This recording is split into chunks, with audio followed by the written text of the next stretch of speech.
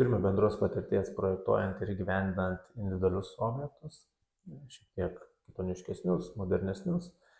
Tai kai su kolega kilo mintis gaminti modulinius namus, tai jau žinojom, kur pirmasis skambutis turi būti. Tai su prašymu, tokiu gal ne visai lengviausiu, kreipėmės į patį. Kaip pačiam ši užduotis pavyko, manai?